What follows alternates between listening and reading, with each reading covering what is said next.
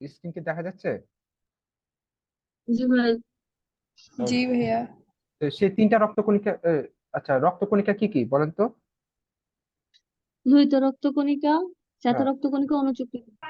লোহিত রক্তকণিকাকে আরেকভাবে কি বলতে পারি আমরা? আরেকটা নাম কি লোহিত রক্তকণিকা? Red blood leukocyte. সেল। না না, হ্যাঁ, লিউ রেড ব্লাড সেল আরেকটাও কিন্তু আছে। লোহিত রক্তকণিকা আরেকটা নাম আছে, মেডিকেল একটা টার্ম আছে।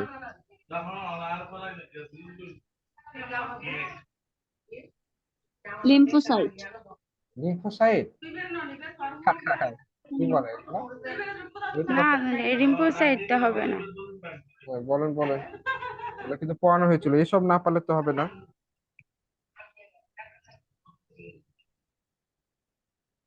হুম, ইথ্রোসাইট, এগুলো ভুল করতে হবে? রিম মনে আছে, মনে পড়ে? মা। হ্যাঁ, এরিথ্রোসাইটের কথা মনে পড়ে? জি ভাইয়া।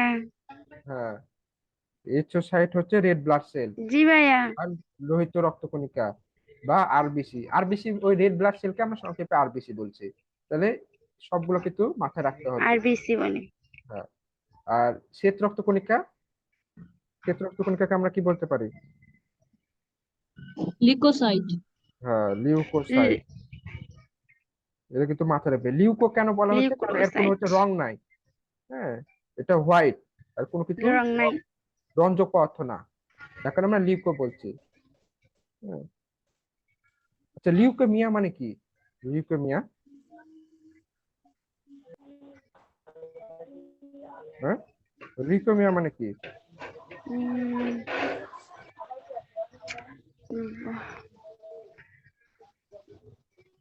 কি বলতে পারবেন লিউকেমিয়া কি? বলেন বলেন। শ্বেত শ্বেত রক্তকণিকার হার অত্যাধিক হারে বেড়ে যাওয়া। হুম,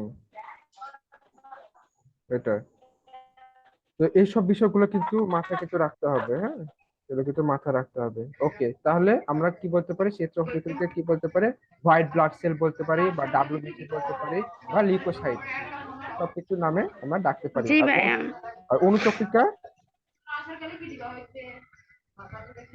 আর এটাকে আমরা থ্রম্বোসাইট বা প্লেটলেট। আর এটাকে আরেকটা বলতে পারি blood cancer. Blood thrombocyte. Cancer, cancer মানে কি? অতিরিক্ত, অতিরিক্ত কোনো কিছু মানে হচ্ছে সেটা ক্যান্সার। এটাকে আমরা ব্লাড ক্যান্সার বলতে পারি। কোনটাকে আমরা ব্লাড ক্যান্সার? লিউকোমিয়া যেটা, হ্যাঁ, ওটা কিন্তু একটা নাম ব্লাড ক্যান্সার। এটা কিন্তু লিউক্রোমিয়া মাথায় মানে রাখতে হবে। অনুচক্রিকা। হুম, তো গেল। আর হচ্ছে চিত্রক অনুচক্রিকা। থ্রম্বোসাইট বা প্লেটলেট। হ্যাঁ, এই তো গুড। তো এইসব বিষয়গুলো কিন্তু মাথায় রাখতে হবে, এসব জিনিস কিন্তু গুলানো যাবে না, এগুলো ইম্পর্টেন্ট। টম্প্রোসাইট। গুড, তবে কিন্তু সবাইকে রেসপন্স করতে হবে, দু একজন পারলে হবে না। ওকে, আর রক্তের বিষয়গুলো মাথায় ভালোভাবে রাখতে হবে। এবার আসলে আমরা প্লাজমা বা রক্তরস, এগুলো সব পড়ানো হয়েছে, যেগুলো হচ্ছে পড়ানো হয়নি সেগুলো একটু দেখাইছি। তো হয়ে গেছে রক্ত পরীক্ষা।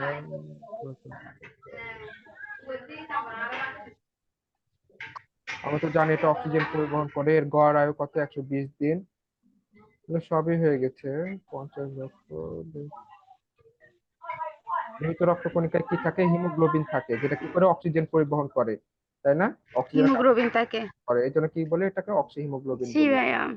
হ্যাঁ, তো এগুলো সবই হয়েছে। উম,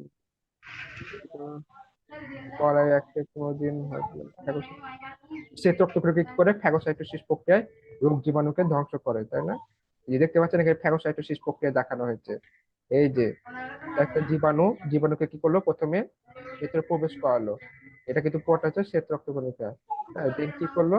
দেন ঘিরে নিল, ঘিরে নেওয়ার পর তখন কি করলো? ওটাকে মানে এর ভেতরে যে মানে জীবাণুর ভেতরে যে তরল পদার্থ থাকে সেটাকে শোষণ করে নেয়। শোষণ করে নেওয়ার পর যেটাকে কি করে দেয়? মেরে ফেলে। এটাই,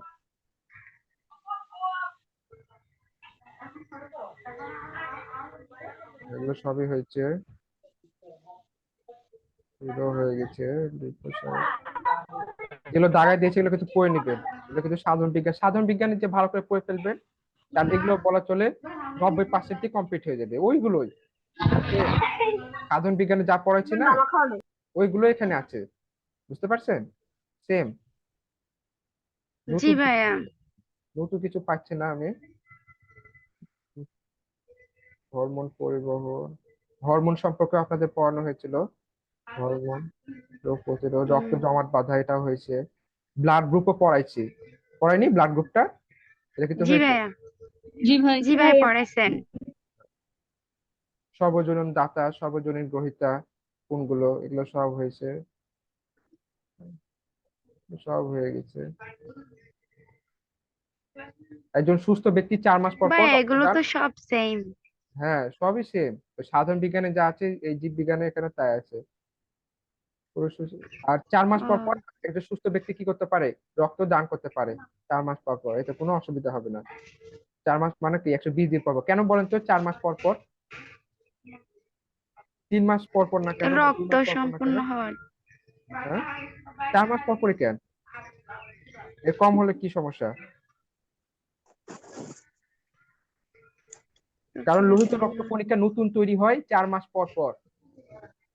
বুঝতে পেরেছেন? ধ্বংস হয়ে যায় 4 মাস পর, দেন নতুন আর লোহিত রক্ত কণিকা তৈরি হয় 4 মাস পর পর অস্থি মজ্জায়। এর জন্য 4 মাস পর পর আপনি রক্তদান করতে পারবেন, তার আগে করতে পারবেন না। বুঝতে পারছেন? এটা লোহিত রক্ত কণিকার সাথে সম্পর্কিত। ক্লিয়ার সবাই? এর জন্য বলে 4 মাস পর পর আপনি দিতে পারবেন, কোনো অসুবিধা নাই। হৃৎপিণ্ড কি পড়ানো হয়েছিল আপনাদের? হৃৎপিণ্ড, জি হৃৎপিণ্ড কি ভাইয়া। পড়ানো হয়েছিল? এখান থেকে এটা দেখে রাখবেন, এখানে যা জায়গায় দিচ্ছি সবই পড়বেন, কিন্তু মেন হচ্ছে কি, কয়টা স্তর থাকে হৃৎপিণ্ডে? কিন্তু 3টা স্তর থাকে, একটা বহিঃস্তর, বাইরে একটা স্তর তিনটা থাকে স্তর থাকে। যেটাকে কি বলি এপিকার্ডিয়াম, মাঝখানে আরেকটা স্তর থাকে যেটাকে আমরা বলি মায়োকার্ডিয়াম, একদম ভেতরে আরেকটা স্তর থাকে মাইটোকন্ড্রিয়াম, এন্ডোকার্ডিয়াম বলি। হ্যাঁ, এটা আমরা এন্ডোকার্ডিয়াম। আগে পড়ছি যে হৃৎপেশি একটা হৃৎপেশি নামক এক ধরনের বিশেষ ধরনের অনৈচ্ছিক পেশিতে গঠিত। বিশেষ ধরনের, এটা কিন্তু মাথায় রাখবে, শুধু অনৈচ্ছিক পেশি বললে হবে না, বিশেষ ধরনের অনৈচ্ছিক পেশি এটা। কারণ দেখতে ঐচ্ছিক পেশির মতো, কিন্তু কাজ করে কি অনৈচ্ছিক পেশির মতো। মানে এটা প্রতি নিয়ন্ত্রণ থাকে না আমাদের। এই হৃৎপেশির উপর আমাদের কোনো নিয়ন্ত্রণ থাকে না। আমরা চাইলে হার্টকে নিয়ন্ত্রণ করতে পারি না, যে না আমরা কিছুক্ষণের জন্য হার্টটাকে অফ রাখি, আবার কিছুক্ষণের জন্য আবার কি করি, যেমন আমরা ফুসফুস যেটা, আমরা কিন্তু চাইলে কিন্তু কিছুক্ষণের জন্য কি শ্বাস প্রশ্বাস অফ রাখতে পারবো, নিজে থেকে কিন্তু এটা নিয়ন্ত্রণ করতে পারি, তাই না? আমি চাইলে যদি এখন চাই যে আমি 10 সেকেন্ডের জন্য অফ রাখি আমার ফুসফুস লাংস, আমি কিন্তু চাইলে অফ করে রাখতে পারবো, তাই না? কিন্তু আমি কিন্তু হার্টকে কিন্তু পারবো না। হৃৎপিণ্ডকে পারবো যে আমি একটু 5 সেকেন্ডের জন্য অফ করে রাখি, হৃৎপিণ্ডটা পারবো আমি নিজে থেকে? পারবো না কিন্তু। না ভাইয়া। কারণ কি, এখানে কি রয়েছে, অনৈচ্ছিক পেশি রয়েছে। কিন্তু এই পেশিটা দেখতে ঐচ্ছিক পেশির মতো, অর্থাৎ ঐচ্ছিক পেশির যে গঠন সেটার মতো দেখতে।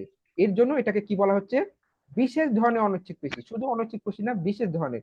এই মাথাটা কিন্তু ক্লিয়ার রাখবে, এটা কিন্তু পরীক্ষা হলে অনেকে কিন্তু ভুল করে ফেলতে পারে, যে অনৈচ্ছিক পেশি দেখে দাগায় দিল, কিন্তু সম্পূর্ণ অপশন আর পড়তে যাবে না, দেখছে ঘর নাম্বার যা দেখা দেখা যাচ্ছে যে লেখা আছে বিশেষ ধরনের অনৈচ্ছিক পেশি, কিন্তু সেটা পড়ার আগেই অপশনে অর্থাৎ অনৈচ্ছিক পেশি দেখে দাগা দিলেন, তাহলে কিন্তু হবে না। এটা, এই জিনিসটা মাথায় রাখতে হবে। আর হৃৎপিণ্ড পেরিকার্ডিয়াম নামক পাতলা পর্দা দ্বারা আবৃত থাকে, এটা কিন্তু ইম্পর্টেন্ট, অনেক ইম্পর্টেন্ট। হ্যাঁ, যেগুলো দাগাচ্ছি সবই ইম্পর্টেন্ট, তার মধ্যে আমি এখন যেগুলো মুখে আলোচনা করছি ওগুলো সব থেকে বেশি ইম্পর্টেন্ট। আর হৃৎপিণ্ডের 4টা প্রকোষ্ঠ রয়েছে, তাই না? কি কি প্রকোষ্ঠ? ডান অলিন্দ, বাম অলিন্দ, আর নিচে 2টা আছে আরেকটা প্রকোষ্ঠ, ডান নিলয় বাম নিলয়। বুঝতে পারছেন? হৃৎপিণ্ডে এই যে বাম দেখেন, নিলয়। এই যে এটা হচ্ছে ডান অলিন্দ, জি ভাইয়া। এটা হচ্ছে বাম অলিন্দ, আর নিচে আরেকটা হচ্ছে কি আছে, প্রকোষ্ঠ আছে, এটা হচ্ছে ডান নিলয় বাম। ডান নিলয় বাম নিলয়। হ্যাঁ, বাম নিলয়।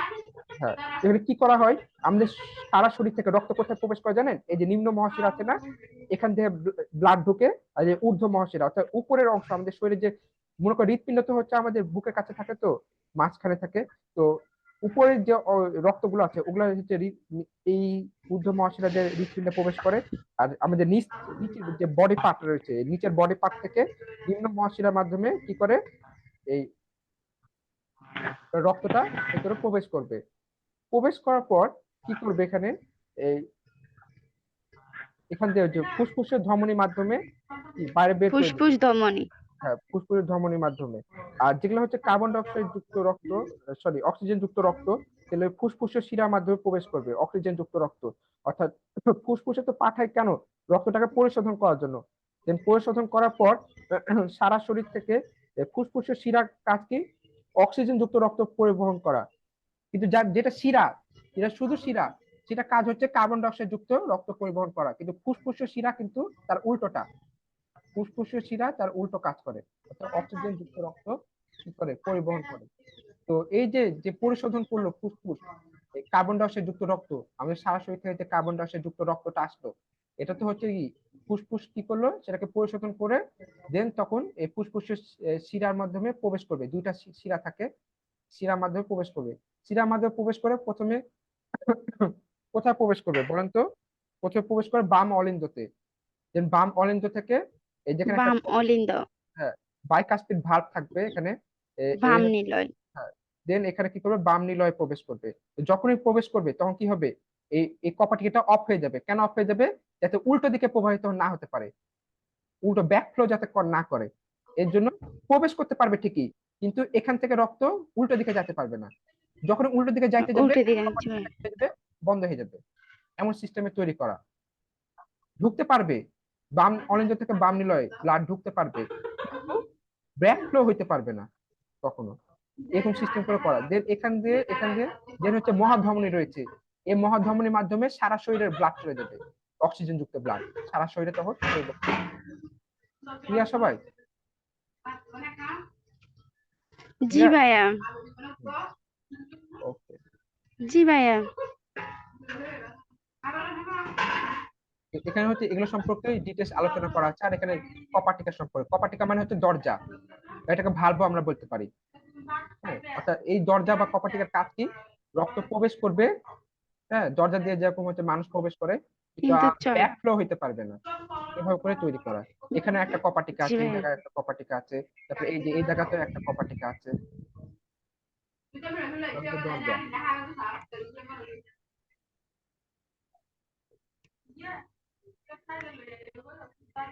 হৃৎপিণ্ড কি করে, একটা পাম্পের মতো কাজ করে, এই জন্য কি পাম্পিং অর্গান বলা হয়। হুম। তো হৃৎপিণ্ডের কি অবিরাম সংকোচন প্রসারণের কারণে কি হয়, সারা দেহে রক্তটা পরিবহন হয়। আর হৃৎপিণ্ডের যে সংকোচন সেটাকে আমরা কি বলি, সিস্টোল। হৃৎপিণ্ড যখন সংকুচিত হবে তখন কি হবে, সারা শরীরে রক্তটা ছড়িয়ে যাবে, এটাকে আমরা কি বলি, সিস্টোল। যে সারা শরীর থেকে আবার রক্ত কোথায়, সিস্টো, হৃৎপিণ্ডে ফিরে আসবে না, আবার হৃৎপিণ্ডে ফিরে আসবে, তখন কি হবে, প্রসারণ হবে। এবার প্রসারণ না হলে, হৃৎপিণ্ড প্রসারণ না হলে তো হৃৎপিণ্ডের মধ্যে রক্ত প্রবেশ করতে পারবে না। তো এই প্রসারণ প্রক্রিয়াকে কি বলবো আমরা, ডায়াস্টল। ডায়াস্টল।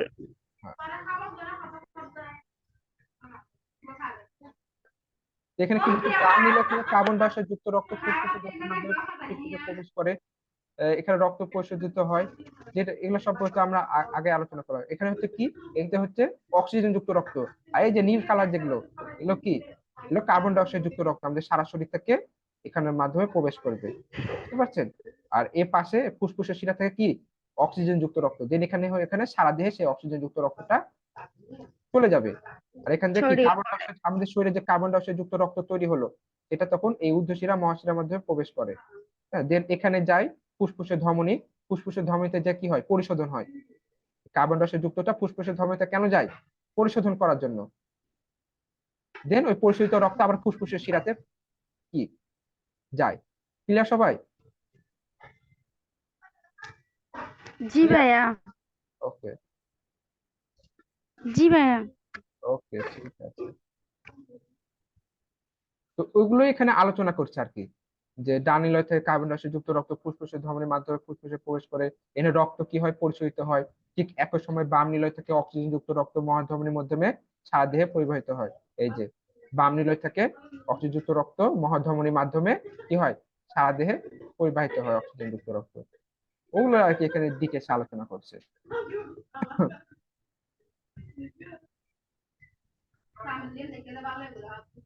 এগুলো হচ্ছে দেখে নেবেন। ধমনী, আর্টারি, এর মাধ্যমে কি হয়, রক্তনালী। এগুলো এগুলো এগুলো হচ্ছে ধমনী, শিরা, এগুলো কি রক্তনালী। রক্তনালীর কি করে, রক্তনালীর মধ্য দিয়ে রক্ত পরিবাহিত হয়, বুঝতে পারছেন? নালী মানে কি, পথ। হ্যাঁ, এই রক্তনালীর মাধ্যমে কি হয়, রক্ত পরিবাহিত হয়। তো ধমনীর মাধ্যমে কি হয়, অক্সিজেন যুক্ত যে রক্তগুলো হৃৎপিণ্ড থেকে যে সারা দেহে পরিবাহিত হয় অক্সিজেন যুক্ত রক্ত, এখানে কোথায় পরিবাহিত হয়, ধমনীর মধ্য দিয়ে। বাট ফুসফুসের ধমনীর ব্যতিক্রম। ধমনীর মধ্যে। ফুসফুসের ধমনী যেটা আমি একটু আগে বললাম, ধমনীর কাজ অক্সিজেন যুক্ত রক্ত পরিবহন করা, কিন্তু ফুসফুসের ধমনী এই ব্যতিক্রম। ফুসফুসের ধমনী কি করে? কার্বন ডাই অক্সাইড যুক্ত রক্ত পরিবহন করে। এই যে এটা হচ্ছে ফুসফুসের ধমনী না? ফুসফুসের ধমনী, এই নীল কালার যেগুলো দেখছে এটা হচ্ছে ফুসফুসের ধমনী। এটা কি করে? কার্বন ডাই অক্সাইড যুক্ত রক্ত পরিবহন করে। কেন পরিবহন করে? রক্তকে পরিশোধন করার জন্য। এই যে আমাদের সারা শরীর দিয়ে নিম্ন মহাশিরা আর ঊর্ধ্ব মহাশিরা দিয়ে যে কার্বন ডাই অক্সাইড যুক্ত রক্ত প্রবেশ করলো, এটা তো কোথায় যাবে? ডান অলিন্দে যাবে প্রথমে, তাই না? ডান অলিন্দে যাওয়ার পর এটা হচ্ছে ডান অলিন্দ, এটা হচ্ছে কিউন অলিন্দ, ডান অলিন্দ। দেন ডান অলিন্দ থেকে এই কপাটিকা দেখছেন না? এই কপাটিকার মাধ্যমে কোথায়? ডান নিলয়ে প্রবেশ করবে। হ্যাঁ, কপাটিকাটা, ডান নিলয়। এই যে প্রকোষ্ঠটা দেখছেন, এটা কি? এটা হচ্ছে ডান নিলয়। ডান নিলয়ে প্রবেশ করবে। ডান নিলয় থেকে কোথায় যাবে? আবার এই ফুসফুসের ধমনীতে যাবে। তো এটা এলো কি? ফুসফুসের ধমনীতে কোনটা? ফুসফুস কার্বন ডাই ধমনী। অক্সাইড রক্তটাই গেল না? কার্বন ডাই অক্সাইড যুক্ত রক্তটাই গেল। দেন এখানে কি হবে? পরিশোধন হবে। এটা কি হবে? পরিশোধন। পরিশোধন হওয়ার পর দেন আবার কোথায় প্রবেশ করবে? ফুসফুসের শিরায় প্রবেশ করবে অক্সিজেন যুক্ত রক্ত। ফুসফুসের শিরা। কার্বন ডাই অক্সাইড যুক্তটা ফুসফুসের ধমনীতে পরিশোধিত হওয়ার পর, অর্থাৎ শুদ্ধ হওয়ার পর, দেন ওই শুদ্ধ শুদ্ধ রক্ত মানে অক্সিজেন যুক্ত রক্ত, এটা কোথায় প্রবেশ করবে? ফুসফুসের শিরাতে প্রবেশ করবে। এর ফুসফুসে দুইটা শিরাতে প্রবেশ করার পর কোথায় যাবে? বাম অলিন্দ। এই ফুসফুসটা হচ্ছে বাম অলিন্দ। যে বাম অলিন্দ থেকে কোথায় যাবে? এই বাম নিলয়। এই বাম নিলয় যাওয়ার পর কোথায় যাবে? এই মহাধমনীতে যাবে। এই মহাধমনী থেকে কোথায় যাবে? মহাধমনী। পুরো শরীরে তখন রক্তটা, অক্সিজেন যুক্ত রক্তটা চলে যাবে। ছড়িয়ে ছড়িয়ে। বুঝতে পারছেন পুরো হৃৎপিণ্ডের হচ্ছে স্ট্রাকচারটা কিভাবে কাজ করছে? জি ভাইয়া। ঠিক এভাবে করে কাজ করে হৃৎপিণ্ড।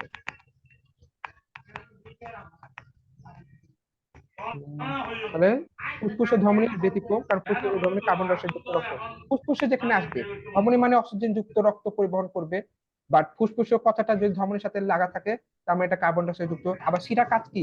কোন রক্ত পরিবহন করা? শিরার কাজ, শিরার কাজ কোন রক্ত পরিবহন করা? কার্বন ডাই অক্সাইড যুক্ত রক্ত। ধমনী যদি অক্সিজেন যুক্ত রক্ত পরিবহন করে, তাহলে শিরা কোন রক্ত পরিবহন করবে? কার্বন ডাই অক্সাইড যুক্ত রক্ত। Carbon die oxide. Carbon die oxide যুক্ত রক্ত। সবাই খাতায় লিখলেন। ধমনী অক্সিজেন যুক্ত রক্ত পরিবহন করে, শিরা কার্বন ডাই অক্সাইড যুক্ত রক্ত করে পরিবহন করে। তাহলে এবার বলেন ফুসফুসের শিরা তাহলে কি ধরনের রক্ত পরিবহন করবে? ফুসফুসের শিরা বলে, শিরা যদি কার্বন ডাই অক্সাইড যুক্ত রক্ত পরিবহন কার্বন করে, ডাই তাহলে ফুসফুসের অক্সাইড। শিরা কি ধরনের রক্ত পরিবহন করবে? Carbon die oxide. Carbon die oxide. না, শিরা তো হচ্ছে কার্বন ডাই অক্সাইড যুক্ত রক্ত পরিবহন করে, বাট ফুসফুসের শিরা যেটা, ওটা অক্সিজেন যুক্ত। কারণ ফুসফুসের কথাটা আসলে আমি বললাম না, ব্যতিক্রম হয়ে যাবে। আমি কি ও বললাম? আচ্ছা। সবাই কনসেপ্ট ক্লিয়ার রাখেন। ধমনী কি করে? অক্সিজেন যুক্ত রক্ত পরিবহন করে। আর যেটা ফুসফুসের ধমনী সেটা কিন্তু কার্বন ডাই অক্সাইড রক্ত পরিবহন করে। এটা আগে খাতায় লিখেন, তাহলে আপনার ব্যাপারটা ক্লিয়ার হবে। খাতায় লিখেন যে ধমনী কি করে? অক্সিজেন যুক্ত রক্ত পরিবহন করে। লিখেন খাতায়, এটা আগে খাতায় লিখেন।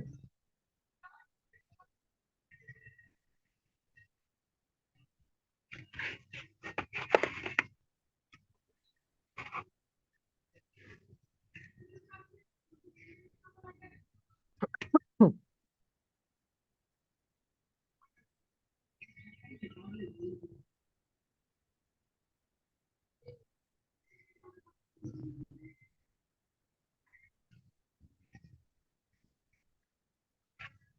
লিখছেন? লিখছেন?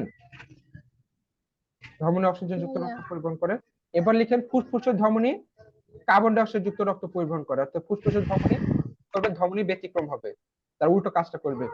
ফুসফুসের ধমনী কার্বন ডাই অক্সাইড যুক্ত রক্ত পরিবহন করবে।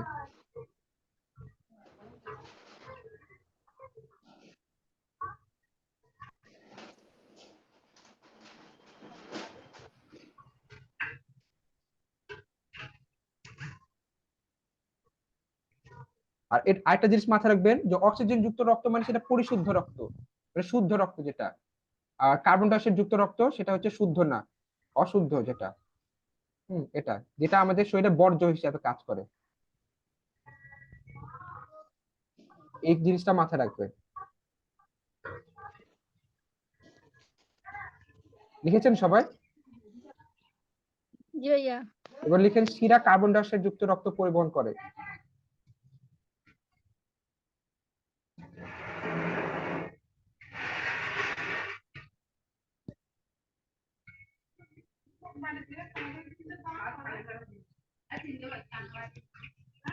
আর যেটা হচ্ছে ফুসফুসের শিরা, সেটা কি করবে? অক্সিজেন যুক্ত রক্ত পরিবহন করবে।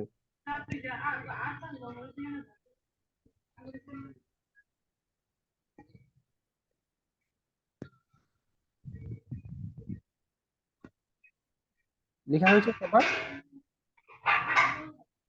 জি ভাইয়া। আরেকবার বলবেন? ফুসফুসের শিরা হচ্ছে কার্বন ডাই অক্সাইড যুক্ত রক্ত পরিবহন করে, আর ফুসফুসের শিরা অক্সিজেন যুক্ত রক্ত পরিবহন করে।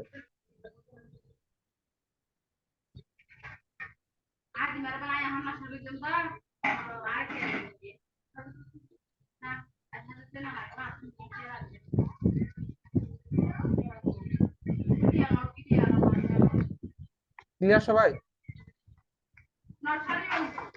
জি ভাইয়া। এই জিনিসগুলো উল্টাপাল্টা করা যাবে না। তো এখানে হচ্ছে যারা বিএসসি আছেন, তার ধর্মের তিনটা স্তর রয়েছে, এই তিনটা স্তর মুখস্থ করে দেখবেন: tunica externa, tunica media, tunica interna. এটা ডিপ্লোমাদের দরকার নেই মুখস্থ করা।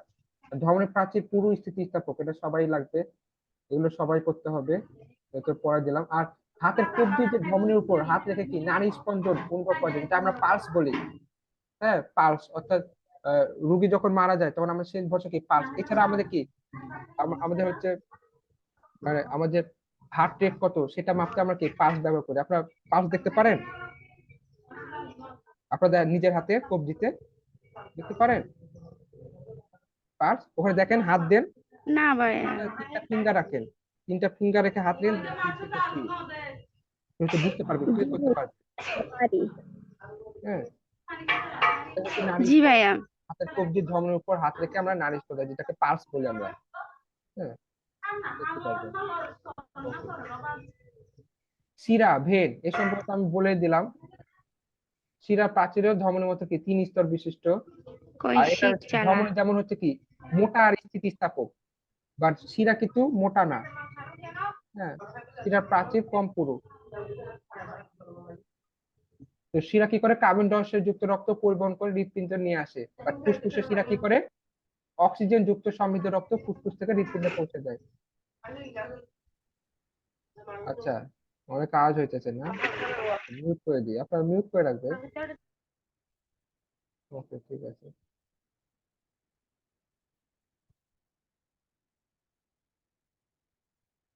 কৌশিক জালিকা এগুলো কি? এগুলো হচ্ছে রক্তনালী।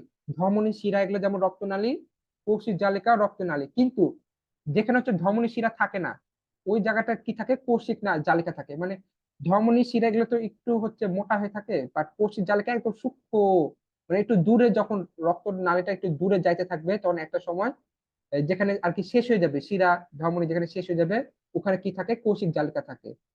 একটা চ্যানেলের মতো, জালের মতো ছড়াই থাকে কৌশিক জালিকা। হ্যাঁ, এটা হচ্ছে কি রক্তনালী, এই ধমনী শিরার মতো। এরাও কি করে? রক্ত পরিবহন করে, বাট এদের প্রাচীর গুলো একটু বেশি পাতলা হয়। এই যে দেখুন, নাড়ি বা পালস, যেটা কথা আমি একটু আগে বলছিলাম, যে হাতে এভাবে করে দেখে, অর্থাৎ 1 মিনিটে 60 সেকেন্ডে কতটুকু হলো সেটা কিন্তু দেখে। বুঝতে পেরেছেন সবাই? এটা আপনি নিজের পালস নিজে মাপতে পারবেন। ওকে, রক্তচাপ, ব্লাড প্রেশার সম্পর্কে আমরা দেখি। রক্ত প্রবাহের সময় ধমনের গায়ে যে চাপ সৃষ্টি হয় তাকে রক্তচাপ বলে। আচ্ছা, রক্তচাপ কি আপনাদের পড়ানো হয়েছিল? Blood pressure. তবে আদর্শ জি রক্তচাপ, ভাইয়া, পড়ানো হয়েছে। আদর্শ জি রক্তচাপ ভাইয়া, পড়ানো হয়েছে। 80 মিলিমিটার অফ মার্কারি আদর্শ। অর্থাৎ এখানে 120 কোনটা, এটা সিস্টোল নাকি ডায়াস্টোল বলেন তো? 120টা, এটা এটা সিস্টোর। হ্যাঁ এটা সিস্টোল, আর 80টা হচ্ছে ডায়াস্টোল। System dust. ডায়াস্টোর। তো রক্তের উচ্চ চাপকে আমরা কি বলবো? সিস্টোলিক চাপ বা আদর্শ মান। 120 মিলিমিটার সিস্টোলিক চাপ। নিম্ন চাপকে কি বলবো? ডায়াস্টোলিক চাপ। এটা হচ্ছে 80 ডায়াস্টোর। নিচে। এটা এটা হচ্ছে একদম 80 মিলিমিটার। 120/80 হচ্ছে একদম পারফেক্ট। বাট যদি কারো যদি এরকম আসে 110/70, তার মানে কি তার হচ্ছে কন্ডিশন খারাপ এরকম কিছু না। তার কন্ডিশন মানে তার কি লো ব্লাড প্রেশার এরকম কিছু না। তার হচ্ছে তারটা হচ্ছে স্বাভাবিক। ওই এটা কিন্তু 120/80 থাকে, এটা আদর্শ। বাট 110/70 থাকে, ভয় পাওয়ার কিছু নাই, এটা লো ব্লাড প্রেশার না। যদি খুব কম বেশি হয়ে থাকে, যেমন 90/60 হয়, তাহলে সেটাকে লো ব্লাড প্রেশার আমরা বলতে পারি। আর কারো যদি 130/90 হয়, বা 125/85 হয়, তার মানে কি সেটা উচ্চ রক্তচাপ? ব্যাপারটা এরকমও না, ওটাও স্বাভাবিক। বাট 120/80টা হচ্ছে কি মানে একদম আদর্শ, পারফেক্ট যেটা। ওটাকে আমরা উচ্চ রক্তচাপ বা নিম্ন আর রক্তচাপ আদর্শ তারপরে যদি 5, 10, 15 কম বেশি যদি হয়, ওটা বিষয় না। হ্যাঁ, অনেকে দেখা যাচ্ছে সবাই জানে যে 120/80, তার মানে 110/70, হাই হাই আমার প্রেশার মানে কমে গেছে, তারপরে এরকম না। হুম। আবার ওটা বয়স ভেদে একটু কম বেশি হয়। দেখা যাচ্ছে আমরা যারা হচ্ছে মানে ইয়াং যারা আছি, তাদের ম্যাক্সিমামে 120/80 হবে, কিন্তু যারা হচ্ছে একটু বয়স হয়ে গেছে, ওদের ওই 110/70 কিংবা 130/90টাই পারফেক্ট। ওটাই ওদের জন্য পারফেক্ট। একটু কম বেশি হবে ওদের ক্ষেত্রে বয়স্ক যারা, তখন ওটাই ওদের জন্য স্বাভাবিক। এটা সুস্থ অবস্থায় হাতের কবজিতে রেট তথা হৃৎপিণ্ডের মান প্রতি মিনিটে 60 থেকে 100। তার মানে আপনার যদি পালস মেপে দেখেন যে এক এক মিনিটে আপনার হচ্ছে 60 থেকে 100-র মধ্যে আছে, তাহলে বুঝতে হবে যে আপনার হৃদস্পন্দন ঠিক আছে। হ্যাঁ, আর এর থেকে যদি 60 থেকে 100-র মধ্যে যদি কম বেশি হয়, তাহলে বুঝতে পারবেন যে আবার হৃদস্পন্দন ঠিক নেই। হুম। তো 60 থেকে 100, বাট অ্যাভারেজ হচ্ছে 72। যে পারফেক্ট যদি আমরা বলতে চাই, অ্যাভারেজ হচ্ছে কত, 72। এটা তো স্ফিগমো ম্যানোমিটার বা সংক্ষেপে বিপি যন্ত্রের সাহায্যে আমরা রক্তচাপ মাপতে পারি। এটা কিন্তু অনেক অনেক ইম্পর্টেন্ট, এটা কিন্তু মাথায় রাখবে। স্ফিগমো ম্যানোমিটার হচ্ছে যেটা বিপি বিপি যন্ত্র যেটা, হ্যাঁ, এটার মাধ্যমে আমরা কি করি, ব্লাড প্রেশার মাপি। দেখেছেন তো না আপনারা সেই স্ফিগমো ম্যানোমিটার, দেখেন নাই? দেখেছেন? দেখছি ভাইয়া। হ্যাঁ, জি ভাইয়া দেখছি। আচ্ছা, ঠিক আছে। তো এই যন্ত্র দিয়ে ডায়াস্টোলিক সিস্টোলিক চাপ, রক্তচাপ দিয়ে নির্ণয় করা যায়। ওকে। তো এখানে বলা হচ্ছে উচ্চ রক্তচাপ কেন হয়, উচ্চ রক্তচাপ জিনিসটা কি সে সম্পর্কে এখানে। তো উচ্চ রক্তচাপের হচ্ছে আসলে ওভাবে কোনো কারণ পাওয়া যায়নি, তবে ধারণা করা হয় হৃদরোগ ও স্ট্রোকের কারণে উচ্চ রক্তচাপ হয়ে থাকে। হ্যাঁ, এটা তো উচ্চ রক্তচাপ কি, যে রক্ত চলাচলের সময় যদি রক্তনালীর যে গাত্র রয়েছে, মানে যে দেওয়াল রয়েছে, সেখানে যদি চাপ বেশি সৃষ্টি হয়, সেটাকে আমরা কি বলবো, রক্তচাপ বলবো। আর স্বাভাবিকের চেয়ে যদি বেশি যেটা যদি রক্তচাপ হয়, সেটাকে আমরা উচ্চ রক্তচাপ। আর স্বাভাবিকের চেয়ে যদি কম হয়, তো সেটাকে আমরা নিম্ন রক্তচাপ বলবো। এটা এগুলো হচ্ছে আপনার পড়লে বুঝতে পারবেন। হ্যাঁ, যে উচ্চ রক্তচাপ কি কি কারণে হয়ে থাকে এখানে দেওয়া আছে। যে অনেকে টেনশন করলে, ধূমপান করলে, হ্যাঁ, ওজন বেশি হয়ে গেলে, বা যদি পরিবারের সদস্যদের কারো যদি ডায়াবেটিস থাকে, সেক্ষেত্রে কি হতে পারে, উচ্চ রক্তচাপ হতে পারে। উচ্চ রক্তচাপ হলে কি হবে, অনেক সময় রোগীর নাক দিয়ে কি রক্ত পড়তে পারে। তো উচ্চ রক্তচাপ কেন হয় সেটা তো আমরা দেখলাম। উচ্চ রক্তচাপ জিনিসটা কি সেটা আমরা দেখলাম। উচ্চ রক্তচাপ থেকে আমরা কিভাবে পরিত্রাণ পাবো, এর প্রতিকার কি, এভাবে দেওয়া আছে, এটা দেখে নিবে। হ্যাঁ, যে কিভাবে আমরা প্রতিকার পেতে পারি। কোলেস্টেরল কি, হাইড্রোকার্বন কোলেস্টেইন থেকে উৎপন্ন একটা যৌগ। হুম। তো এটা কোলেস্টেরল যদি আমরা অতিরিক্ত খাই, তাহলে কি হবে, আমাদের যে রক্তনালী রয়েছে ওখানে কি হবে, কোলেস্টেরলটা জমা হতে হতে হতে একটা সময় আমাদের কি করে দেবে, ব্লক করে দিবে। তখন রক্ত আর প্রবাহিত হতে পারবে না। তাই অতিরিক্ত ব্লক কোলেস্টেরল করেন। ক্ষতিকর, এটা কিন্তু মাথায় রাখতে হবে। কোলেস্টেরল যেমন ভালো, তেমন আবার ক্ষতিকর। যে কোনো জিনিস অতিরিক্ত হলে সেটা তো ক্ষতিকর হবে, এটা স্বাভাবিক। এর ফলে কি, আমাদের হার্ট অ্যাটাকও হতে পারে, এটা মাথায় রাখতে হবে। তো এলডিএল 2 ধরনের আছে, সরি 3 ধরনের আছে, একটা এলডিএল, এইচডিএল, আর একটা হচ্ছে ট্রাইগ্লিসারাইড। তো এলডিএল কি, লো ডেনসিটি লিপোপ্রোটিন, যেটা এই যে খারাপ কোলেস্টেরল বলা হয়। হ্যাঁ, কতটুকু সাধারণত আমাদের রক্তে 70% কোলেস্টেরল, সরি এলডিএল থাকে, লো ডেনসিটি লিপোপ্রোটিন থাকে। তো এটা দেখে নিবেন এগুলো। আর এর মানটা দেখে নিবেন, এটা হচ্ছে দাগানো হয়নি, মানটা দেখে নিবেন। অধিক মাত্রায় যেগুলো কোলেস্টেরল থাকে, কোথায় কোথায় থাকে অধিক মাত্রায় কোলেস্টেরল, মাখন, চিংড়ি, ঝিনুক, গবাদি পশু, যকৃৎ, ডিম। মাখন চিংড়ি, ডিমের মধ্যে বিশেষ করে যেটা ডিমের কুসুম, ওটাতে কুসুম। কোলেস্টেরল বেশি থাকে। এর জন্য যারা মনে করেন হচ্ছে জিম করে বা ব্যায়াম করে, ওদের তো ডিম বেশি খাওয়া লাগে। তো এর জন্য দুইটা একটা ডিমে হচ্ছে কুসুম সহ খায়, বাকি ডিমগুলো হচ্ছে কুসুম ছাড়া সাদা যে অংশটা, ওই অংশটা ওটা খায়। কারণ ওদের তো প্রোটিন দরকার পড়ে। আর ও হ্যাঁ, বলেন তো কোন প্রোটিন থাকে উদ্ভিদের কি বলে ডিমের সাদা অংশে, ইম্পর্টেন্ট একটা ইয়া, বলেন ডিমের সাদা অংশে কোন প্রোটিন থাকে? ডিমে যে আমরা বলি প্রোটিন থাকে, এটা মূলত ডিমের সাদা অংশে প্রোটিন থাকে। ওই হলুদ যে কুসুম, ওটাতে কিন্তু প্রোটিন থাকে না। বলেন কোন প্রোটিন থাকে? অ্যালবুমিন। অ্যালবুমিন থাকে। এটা খাতায় লিখেন, খাতায় লিখেন এটা। ডিমের সাদা অংশে অ্যালবুমিন প্রোটিন থাকে, এটা একটা প্রোটিন অ্যালবুমিন। আর অন্য কোথাও কিন্তু অ্যালবুমিন পাওয়া যায় না। এই জন্য অ্যালবুমিনে, যাদের হচ্ছে অ্যালবুমিন প্রোটিনের ঘাটতি রয়েছে, তাদেরকে হচ্ছে এক্সট্রা ভাবে অ্যালবুমিন দেওয়া হয়। তো ওটার দাম অনেক বেশি, 3.5 কি 4 হাজার একটা ছোট বোতল, এরকম দাম। কারণ অ্যালবুমিন আমরা অন্য কোনো খাবারে পাই না তেমন, এই ডিমটাই হচ্ছে মেইন মানে অ্যালবুমিন ঘাটতি মেটানোর জন্য। তো সবাই লিখে রাখেন, ডিমের সাদা অংশে থাকে কি অ্যালবুমিন নামক প্রোটিন থাকে, আর ডিমের কুসুমে অ্যালবুমিন। কোলেস্টেরল থাকে। এটা তো আবার কোনো ডিমের কুসুমে কিন্তু কোনো আবার প্রোটিন থাকে না, এটা মাথায় রাখতে হবে।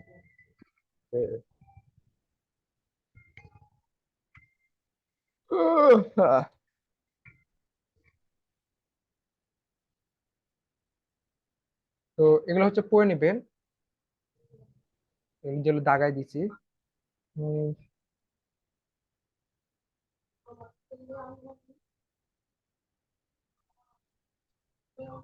লিউকেমিয়া, হ্যাঁ, ব্লাড ক্যান্সার, অস্থিমজ্জা রক্তের অস্বাভাবিক অবস্থা।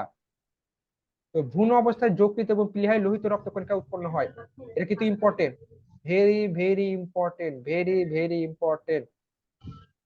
ভ্রূণ অবস্থায় যকৃৎ এবং প্লীহায় লোহিত রক্তকণিকা উৎপন্ন হয়। আর যখন প্রাপ্তবয়স্ক হয়, প্লীহায়। হ্যাঁ, অর্থাৎ জন্মের পর, এটা তো হচ্ছে ভ্রূণ অবস্থায় মানে কি, ভ্রূণ অবস্থায় মানে মায়ের পেটে থাকাকালীন, বুঝতে পারছেন, ভ্রূণ অবস্থায় মানে মায়ের পেটে থাকাকালীন। আর যখন হচ্ছে শিশু জন্মগ্রহণ করে ফেলবে, তখন তার লোহিত রক্তকণিকা কোথায় উৎপন্ন হবে, তার অস্থিমজ্জায়। অস্থিমজ্জায়। এই কনসেপ্টটা অস্থিমজ্জায়। সবাই ক্লিয়ার রাখেন, এটা কিন্তু সাধারণ বিজ্ঞান বইয়ে নাই, বুঝতে পারছেন। এই তো সাধারণ বিজ্ঞান বইয়ে দেওয়া আছে এটা ঠিকই যে লাল অস্থিমজ্জায় লোহিত রক্তকণিকা উৎপন্ন হয়, কিন্তু এটা কিন্তু দেওয়া নাই যে ভ্রূণ অবস্থায় যকৃৎ ও প্লীহায় লোহিত রক্তকণিকা। এর জন্য আর কি আপনাদের জীববিজ্ঞানটা পড়ানো। হ্যাঁ, তো ক্লিয়ার সবাই, এটা কিন্তু মাথায় রাখবেন, অনেক অনেক important। আর জি গাইডটা ভাইয়া। গাইডে কিন্তু এগুলো অনেক ভুল দেওয়া থাকে, উল্টা পাল্টা দেওয়া থাকে। এই জন্য আমি বারবার বলি বই পড়তে হবে, বইয়ের কোনো বিকল্প নেই, বইয়ের বাইরে আমি বলে রাখি, বইয়ের বাইরে কোনো কোশ্চেন হবে না। আপনার গাইড পড়বেন এমসিকিউ প্র্যাকটিস করার জন্য। মনে করেন আপনি বইটা পড়ে ফেলেন, তো আপনার বই পড়া হয়ে গেল, এখন কি করলেন, আপনি কেমন প্রস্তুতি হলো সেটা একটু যাচাই বাছাই করার জন্য ওই গাইডের যে এমসিকিউ গুলো দেওয়া থাকে না, ওগুলো তখন প্র্যাকটিস করবেন। দেখবেন যে আপনার কয়টা পারেন করতে। হ্যাঁ, এরকম এরকম করে হচ্ছে প্র্যাকটিস করার জন্য, এমসিকিউ প্র্যাকটিস করার জন্য। কিন্তু ব্যাপারটা যাতে এমন না হয় যে আপনার গাইডটাই হয়ে গেছে পড়ার মেন, আর আপনার টেক্সট বুক হয়ে গেছে হচ্ছে টেক্সট বুকটা কোনো গুরুত্বই দিলেন না, এরকম যাতে না হয়। অনেককে দেখেছি যে ভাইয়া আমি কোন বই পড়বো, তখন গাইডের নাম বলে দেয় অনেকে, যে অমুক গাইড পড়বেন তমুক গাইড পড়বেন। উম, হ্যাঁ, কিন্তু ওরা দেখবেন ম্যাক্সিমাম হচ্ছে কেউ হচ্ছে সরকারিতে চান্স পাচ্ছে না। যারা বলে না অমুক গাইড পড়বেন তমুক গাইড পড়বে, ওরা ওই গাইড করেছিল কিন্তু ওদের চান্স হয়নি।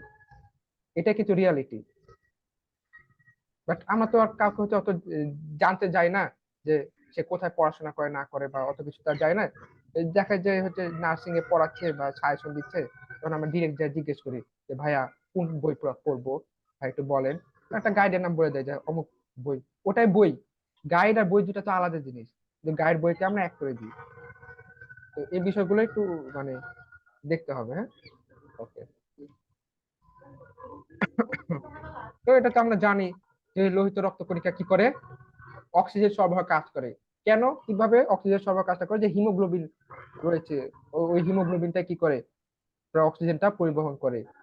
হ্যাঁ, কার্বন ডাই অক্সাইডও পরিবহন করে, বাট যে অক্সিজেন পরিবহন করে সেটাকে আমরা কি বলি, অক্সি হিমোগ্লোবিন।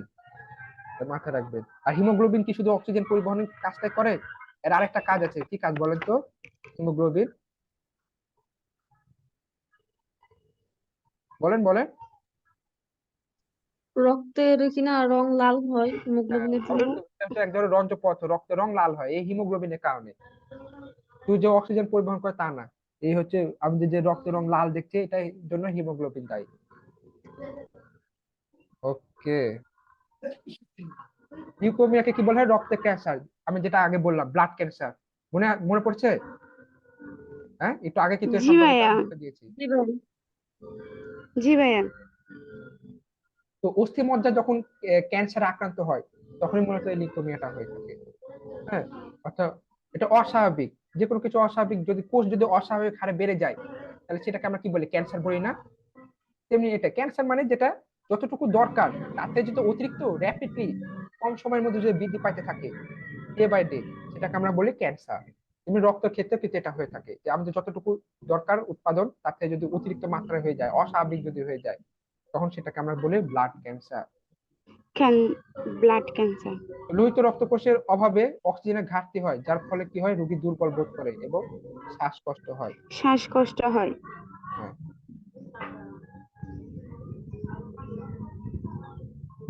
তো আমরা এই চিকিৎসাটা কিভাবে করতে পারি? ক্যান্সার কেমোথেরাপি দিতে পারি। কারণ আমরা তো জানি কেমোথেরাপি। ক্যান্সার হলে কি দিই আমরা? থেরাপি দিই না, কেমোথেরাপি দিই আমরা। এটা কিন্তু পদার্থবিজ্ঞানে পড়াইছিলাম, মনে আছে আপনাদের? কেমোথেরাপি। হ্যাঁ। তো জি জি ভাইয়া। আর অস্থিমজ্জা প্রতিস্থাপনের মাধ্যমে, মানে ওই অস্থিমজ্জাতে ক্যান্সার হওয়ার কারণে তো এটা হয়েছে, তো অস্থিমজ্জাটা ওটা আমাদের শরীরে যে অস্থিমজ্জা আছে ওটা বাদ দিয়ে নতুন একটা অস্থিমজ্জা ওতে হচ্ছে প্রতিস্থাপন করা হয়। তবে এটা অনেক ব্যয়বহুল, যাদের হচ্ছে কোটি কোটি টাকা পয়সা আছে শুধুমাত্র তারা এটা করতে পারবে, অস্থিমজ্জা প্রতিস্থাপন। বা যারা সাধারণ পাবলিক, যারা সাধারণ মানুষ যারা, তাদের পক্ষে কেমোথেরাপি। এই খরচ ব্যয় করা সম্ভব না। কেমোথেরাপি পারবে, বাট প্রতিস্থাপনটা একটু বেশি ব্যয়বহুল। ওকে, এবার সামনে হার্ট অ্যাটাক। তো কারো হৃদযন্ত্রের কোনো অংশে যে রক্ত জমাট বাঁধে, এর ফলে যে রক্ত প্রবাহ যে বন্ধ হয়ে যায় বা বাধাগ্রস্ত হয়, এর ফলে কি হয়, হৃদপেশি ক্ষতিগ্রস্ত হয়। ফলে কি হয়, মায়োকার্ডিয়াল ইনফ্রাকশন তৈরি হয়, কারণ করোনারি থ্রম্বোসিস ইত্যাদি সমস্যার সৃষ্টি হয়, এক নামে হার্ট অ্যাটাক। করোনারি থ্রম্বোসিস মানে হার্ট অ্যাটাক ডাকা হয়। রক্তনালীর মধ্যে রক্ত জমাট বেঁধে যাওয়া, এটাকে বলা হয় করোনারি থ্রম্বোসিস। বুঝতে পারছেন? তো এর ফলে কি হয়, যখন ওই রক্তনালীর মধ্যে দিয়ে তো রক্তটা পরিবাহিত হয়, ওটাই তো রক্ত পরিবহনের পথ। বাট ওখানে যদি জমাট বেঁধে যায়, তাহলে কি আর রক্ত পরিবহন হতে পারবে? আর যদি রক্ত পরিবহন যদি না হতে পারে, না ভাইয়া। তাহলে কি আমাদের যে হৃদপেশি রয়েছে সেটা কি ক্ষতিগ্রস্ত হবে না? কারণ কি আমাদের হৃদপিণ্ডের নিজেরও তো কি রক্তের দরকার, তার কি পুষ্টি দরকার না হৃদপিণ্ডের নিজের?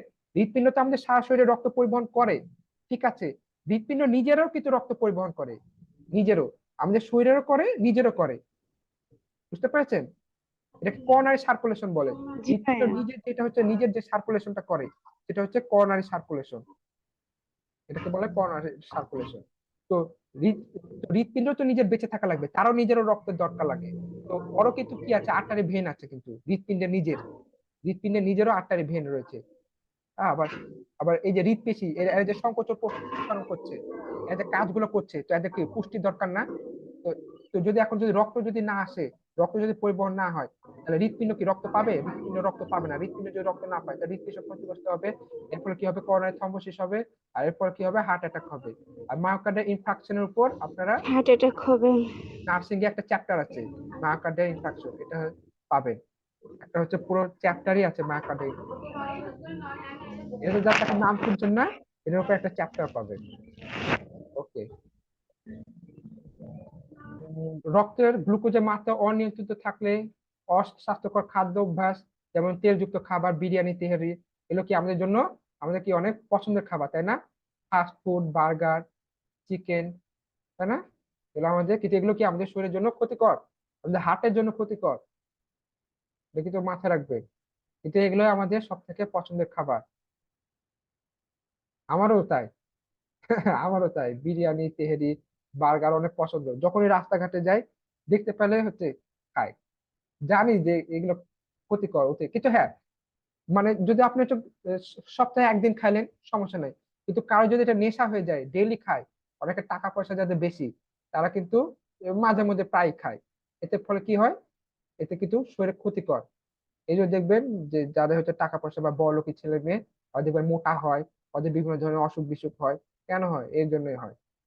হ্যাঁ, বাট যারা গরিব, ওদের দেখবেন অসুখ বিসুখ কম হয়, ওরা সুস্থ বেশি থাকে, ফিটফাট থাকে, কারণ ওরা এইসব তেলযুক্ত খাবার, এত খাবার খায় না ওরা। ওকে। তো রোগের লক্ষণ